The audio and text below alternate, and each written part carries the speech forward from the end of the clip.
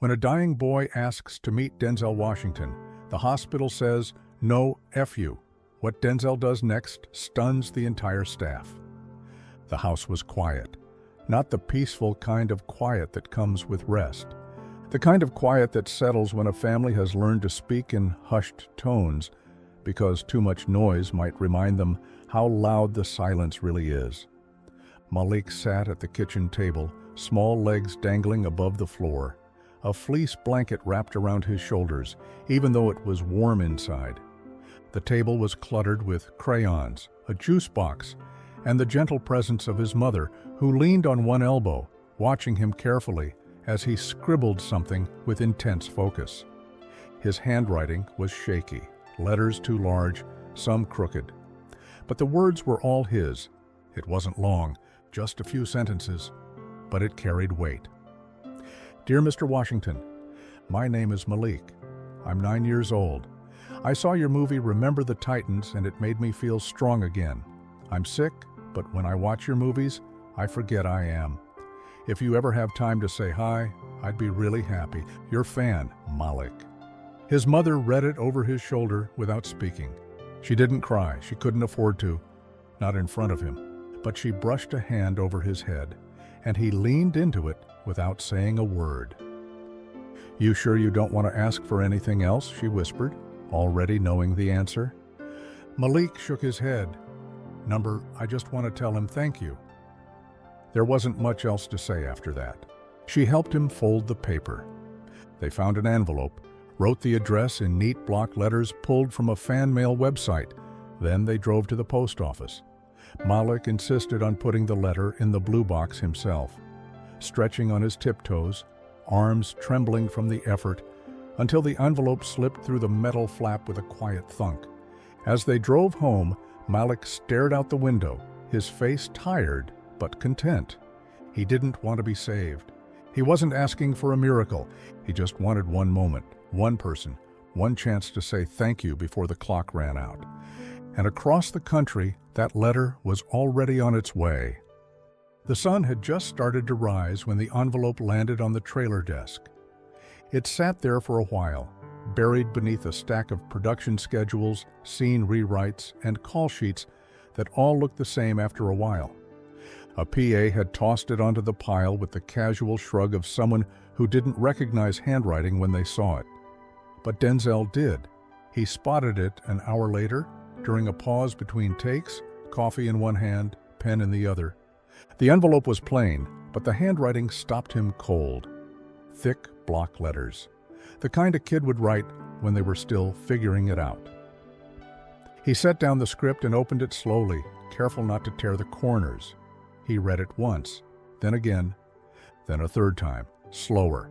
It wasn't long, just a few lines, but something about it grabbed him by the collar and wouldn't let go. When I watch your movies, I forget I am. Denzel set the letter down, leaned back in his chair. The hum of the air conditioner filled the silence. Outside, crew members buzzed around, adjusting lights, hauling gear, prepping for another long day on set. But inside, everything was still. He didn't move for a long minute. Then he pulled out his phone. "Hey," he said when the call connected, "I need a favor." Another call, then another. His team moved quickly because when Denzel made a request like this, it wasn't casual. He cleared his schedule for the day after next. No interviews, no press junkets, no late-night shoots. He didn't care how much had to shift. He didn't want this to be a headline. He didn't want cameras or fanfare. He just wanted to meet a kid named Malik. Not for PR, not for anyone else, but because somewhere in a quiet house, a boy had written a letter that reminded Denzel what it meant to be seen. And that kind of letter, you answer it, personally. The automatic doors slid open with a quiet hiss. Denzel stepped inside, hands tucked into the pockets of a black coat. No entourage, no cameras. Just him. The lobby of the children's hospital smelled faintly of sanitizer and microwaved coffee. Fluorescent lights buzzed overhead. A toddler cried somewhere down the hall. A receptionist tapped slowly on her keyboard, trying to stay awake. Denzel smiled gently at the nurse behind the front desk. Her eyes flicked up, casual at first, then wide. "Oh my God," she whispered, barely audible. "You're—" He held up a finger to his lips and nodded. "I'm here to visit a boy. His name's Malik Carter. I know it's short notice, but I won't take long. I promise." She blinked, still processing. I think he's on the 3rd floor in pediatrics. Just let me check." Denzel waited patiently, gaze soft, hands folded. 2 minutes later, a man in a blazer came down the hallway, clipboard in hand, eyes already narrowing. He introduced himself as the hospital's patient relations director, the kind of title that sounded like it meant something, but usually meant red tape. "I'm sorry, Mr. Washington," he began, voice measured. "We can't allow you into the pediatric unit. We have strict protocols. Infection risk, background clearances." "I'm fully vaccinated," Denzel said calmly. "I can wear a mask, gown, gloves, whatever you need. I just want to say hello." The man shifted. "It's not that simple." Denzel's smile faded slightly. "It's a dying child. He wrote me a letter." "I understand," the man replied, "but we have to think of the other children, the policies." Denzel cut in softly. "It's just one room." The man didn't budge. "We can't make exceptions," he said, not unkindly, but firmly. "Even for you." A quiet moment passed between them, one where Denzel could have pushed harder, name-dropped, threatened headlines, but he didn't. He looked toward the elevator, toward the floor he wouldn't be allowed to step foot on, then nodded once, slow and disappointed. "All right," he said, "if that's the rule." He thanked the nurse, shook the director's hand, and turned to leave. No scene, no press, just a man walking out of a hospital with something heavy in his chest. And a little boy upstairs, still waiting. The room was dim. Thin gray light filtered through the blinds, drawing lines across the faded wallpaper. Machines hummed softly. A single monitor beeped in a slow, steady rhythm that matched the rise and fall of Malik's chest. He lay curled on his side, the hospital blanket tucked gently beneath his chin. His body looked even smaller against the white sheets, fragile in a way that only children fighting something enormous can be. Nurse Alana stepped quietly inside, holding a small tray. She wasn't smiling like she usually did. She placed the tray on the counter, glanced over at Malik, then walked to the edge of the bed. He opened his eyes slowly. "You didn't bring the Jell-O," he said, voice dry but playful. Alana tried to smile. "They ran out. I brought you applesauce instead, extra cinnamon." He blinked once, then looked at her face longer than usual. "What happened?" he asked, barely a whisper. Alana hesitated, smoothing a wrinkle in the sheet. Someone special came by, asked to see you." Malik's eyes lit up. His fingers gripped the edge of the blanket. "Who?" She paused, looked down. "Denzel Washington." The name hit the air like a jolt. Malik's breath caught. "Where is he?" Alana's throat tightened. "He wasn't allowed up. Something with policy. He tried, though. He really did." Malik didn't say anything. He didn't cry. He didn't scream or ask why. He just stared at the wall for a long moment, then rolled onto his back. His fingers loosened from the blanket. "Can you turn the lights off?" he asked. Alana's heart cracked at the edges. "Of course, sweetheart." She dimmed them until the room was swallowed in a soft blue shadow. The monitor continued its gentle beat. Outside the door, a cart rolled by. Voices murmured down the hall. But in this room, everything was still. Malik stared at the ceiling, eyes open but distant.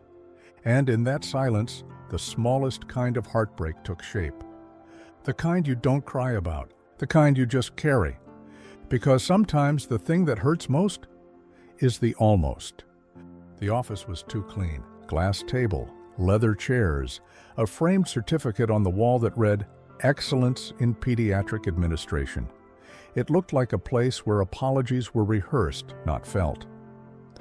Denzel sat across from the hospital director, legs crossed, hands clasped loosely.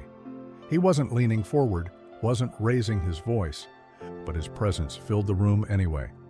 "I didn't come here to cause problems," he said, his voice low, calm. "I came to answer a letter, that's all." The director, same man from the lobby, folded his hands on the desk. "I understand, Mr. Washington, I really do, but you have to understand our side too. We have policies, regulations, protocols." Denzel nodded once, slowly.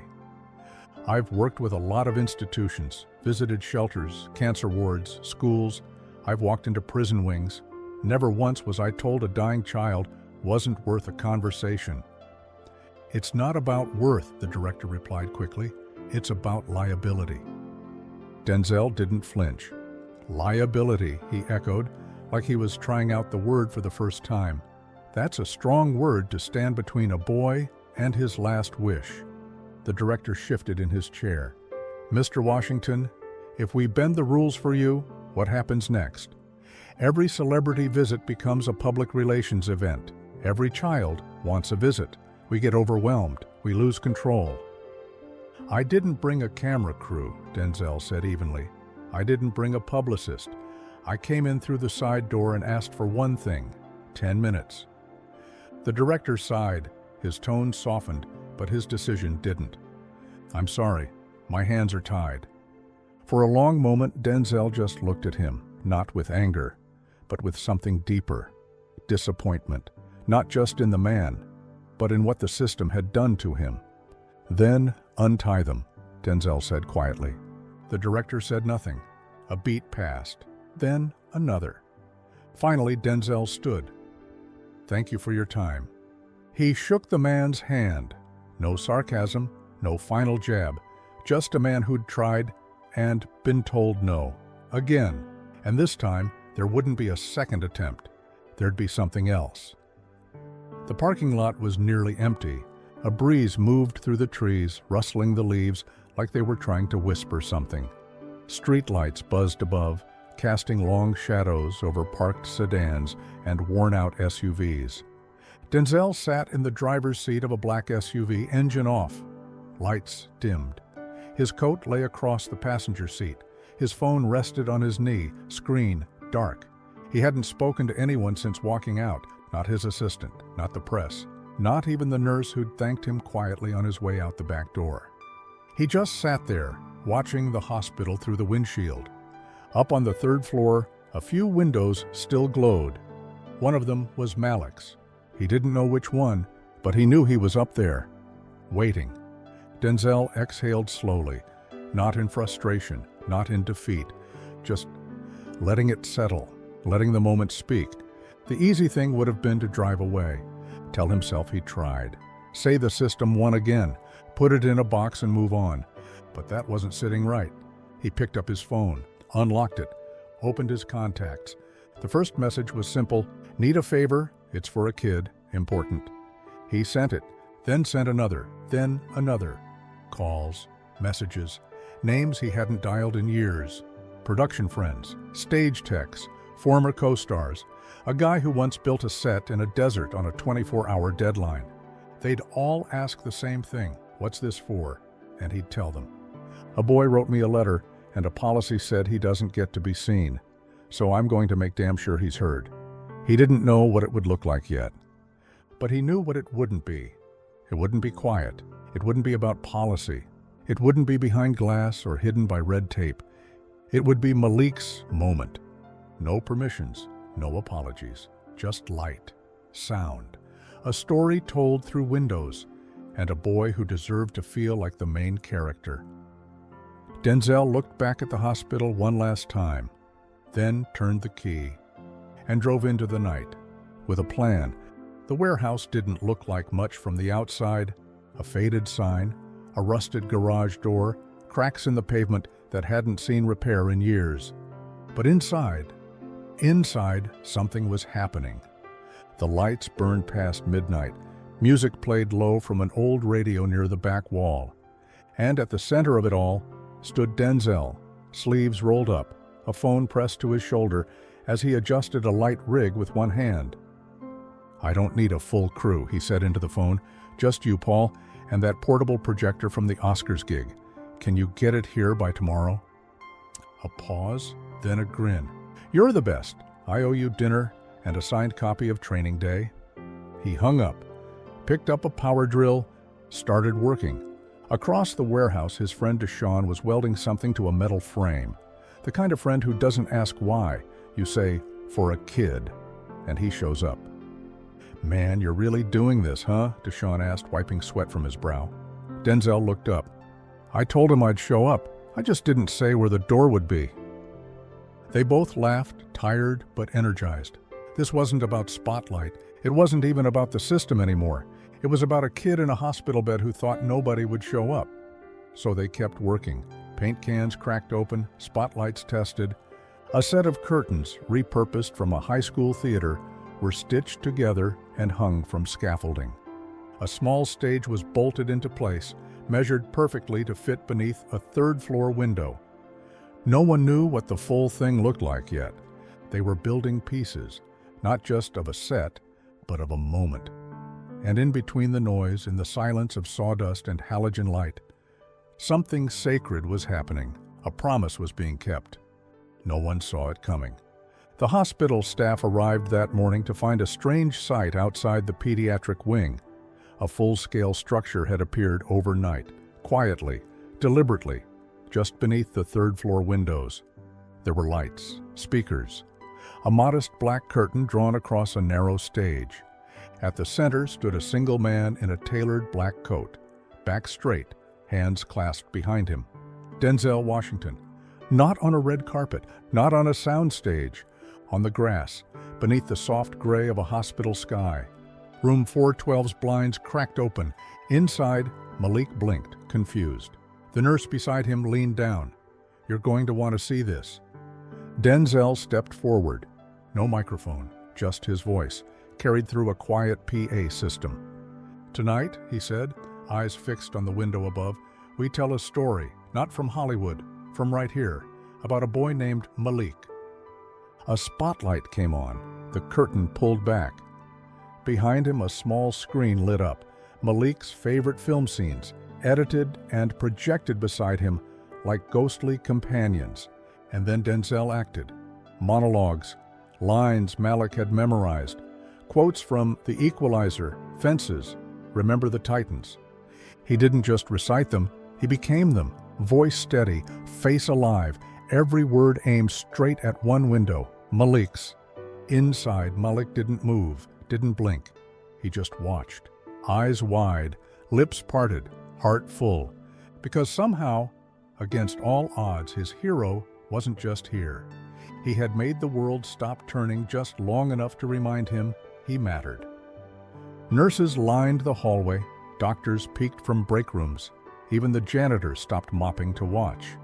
There were no headlines, no interviews, just a kid, a window, and a man who refused to be kept outside. For 15 minutes, Malik wasn't a patient. He wasn't hooked to machines, and he wasn't counting time. He was the star. And when Denzel looked up one final time, hand on his heart, voice low, "This is for you, kid." Malik nodded back, lips trembling, a tear sliding down his cheek. Not because he was sad, but because someone had listened and turned no into something unforgettable. Malik opened his eyes slowly. At first, he thought he was dreaming. The pale morning light filtering through the window had shifted, now glowing warm and golden, like something out of a movie scene. Except, it was a movie scene. Outside on a makeshift stage stood Denzel Washington, not in costume, not playing a part, just him. Malik blinked hard, trying to clear the haze in his vision. His nurse leaned down and whispered, "It's real. He's here." Denzel was mid-sentence, speaking lines from a film Malik knew by heart. But something was different now. He wasn't performing at the hospital. He was performing for someone. And then he stopped, looked straight at the window, at him. Malik sat up as best he could, weak hands gripping the blanket. The monitors behind him beeped gently, the oxygen tube snug against his cheek. Denzel smiled, not the one from press tours or premieres, a quiet, knowing smile. Then he spoke again, not from a script, not for the crowd, for Malik. "You know," he said, voice steady, "people think heroes wear capes, or badges, or show up in the third act to save the day." He took a breath, let the silence settle around his words. "But the bravest people I've ever known are the ones who wake up in hospital beds, still fighting, still holding on, even when it hurts." Malik's eyes shimmered. Denzel pointed gently toward him, hand over his heart. "You, Malik, you are the story, and I'm just grateful I got to be a chapter in it." Inside the room, no one spoke. The nurse wiped her eyes. Malik's mother stood in the corner, hand pressed to her chest, as if holding herself together. Malik didn't cry. He smiled, not a big one, just enough. Just the kind that says, "I see you too." Denzel gave a final bow, no applause, no encore, just a single tear sliding down the boy's cheek, and the look of someone who, for the first time in a long time, didn't feel forgotten. The room was quiet again, same walls, same monitor hum, same white sheets. But Malik was gone. He passed in his sleep a few weeks later, peacefully, gently, with his mother holding his hand, and the memory of that golden morning still fresh in his mind. No more chemo, no more wires, no more waiting, just peace. News of what happened outside room 412 didn't stay quiet for long. A nurse posted a blurry photo, Denzel in silhouette, against a soft-lit screen. No hashtags, no fanfare, just a caption that read, "This is what showing up looks like." By morning, it had gone viral. Headlines followed. Denzel Washington honors young fan in one-of-a-kind performance. Actor denied entry by hospital policy, so he built his own stage. No cameras, no PR, just one man keeping a promise. And behind the scenes, the hospital began to shift. No press conference, no grand announcement, but a quiet memo was circulated, a clause revised, a policy softened, room made, for moments that don't always follow the rules, because sometimes all it takes is one letter, one stage, one voice loud enough to be heard from 3 stories down. Denzel didn't give interviews about it, didn't retweet, didn't turn it into a soundbite. He just sent a small bouquet to the funeral. No card, no name. Just one white rose and a ribbon that read, "Thank you for the story." Back at the hospital, the nurse from room 412 now kept a copy of Malik's letter in her locker. Framed, unreadable from distance, just black ink on wrinkled paper. But if you looked close, you'd see the last line. "I just want to say thank you." And somewhere in L.A., Denzel still carries a copy of it in his wallet, folded, worn at the corners. The kind of reminder that doesn't fade with time, because some performances win awards and some change lives. This story was intense, but this story on the right-hand side is even more insane.